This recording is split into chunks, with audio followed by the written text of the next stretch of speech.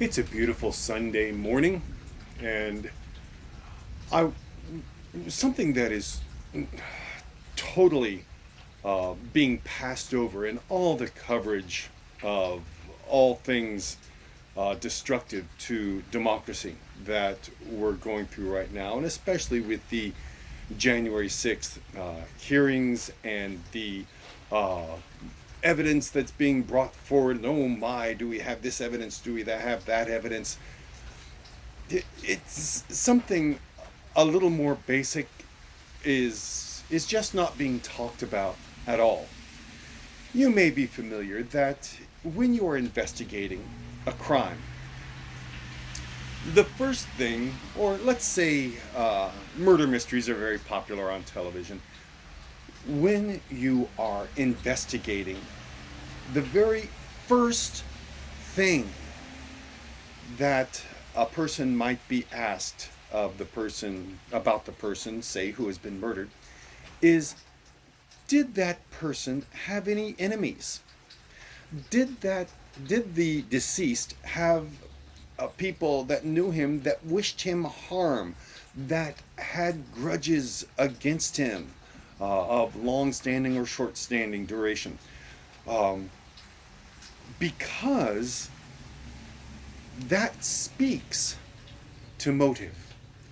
If you establish that someone had a motive of hatred toward that person, then you have established a possible, only possible, but a place to start insofar as who did the crime. That's the first. The second thing that you always need to establish is who benefits from this person's decease.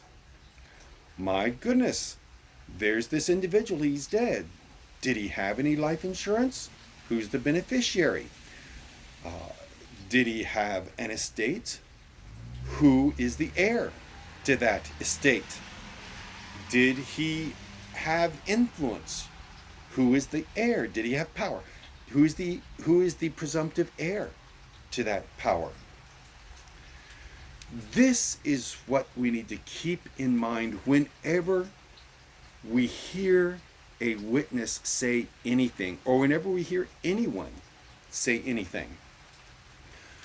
The the witnesses that we have heard for such a long time, each person that has appeared before Congress, what are their motives? Goodness gracious, let me be, if I may, sarcastic about this. Is their motive that they want to lose their jobs? Because that's what's going to happen to them when they appear before Congress and tell about the crimes that Donald Trump and his lickspittles have done. Is their motive that they want to lose their medical insurance? If so, they've taken the fast track to do that. Do they want to lose their pensions? It has happened, and it can happen again. Do they want lewd individuals of the baser sort, as the Bible calls them, to threaten violence against them, their spouses, and their children? Well, if so, they've succeeded. These are things no one wants to have happen. Do they want to be bullied and harassed for years? Do they want mobs to hang out around their front lawn and make their lives miserable? If so, then they have accomplished their goal. These are things no one wants. What is their professed motivation? Love of country and patriotism to a strong degree. The desire to do what's right is their motivation. All right, now, on the other side, we have Donald Trump, okay? Now, everything that happens underneath him is purely under the influence of Donald Trump, so I think we can just say Donald Trump is the other side. Does he have a motive? Yes. Oh, yes, he has motive. He desires power and money. The two motivations of men who are morally retarded, morally bankrupt.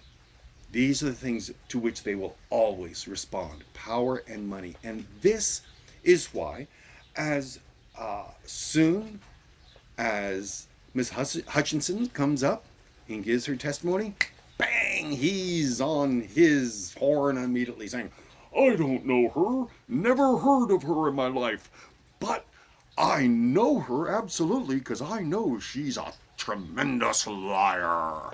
Um, he knows her intimately to be able to say she's a tremendous liar, but he doesn't. He's absolutely unfamiliar with her.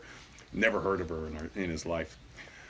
You have to decide who has the motive to say what's right and to say what's wrong. Donald Trump is scared to death of prosecution, scared to death of criminal prosecution. He'll take civil suits all day long. He can pay off this person, pay off that person. It doesn't matter whether $1 million comes or goes. He'll settle his suits for his fraudulent Trump University. Oh well, he can always bilk money out of his supporters and get some more. Criminal suits are a different thing. It's very difficult to buy off a prosecutor in a criminal suit. Very difficult to do. Now, criminal prosecutors have to keep in mind that convicting Donald Trump is going to be very difficult to do because of his power and money. They can convict 25 bozo citizens like you and me for half the effort it would take to go after Donald Trump. But at the same token, Donald Trump can't just say, just sue a prosecutor. It won't do him any good. Therefore, he will attack every person that brings out the crimes that he has done, because Trump knows the crimes he has done better than anyone else, and he is scared to death.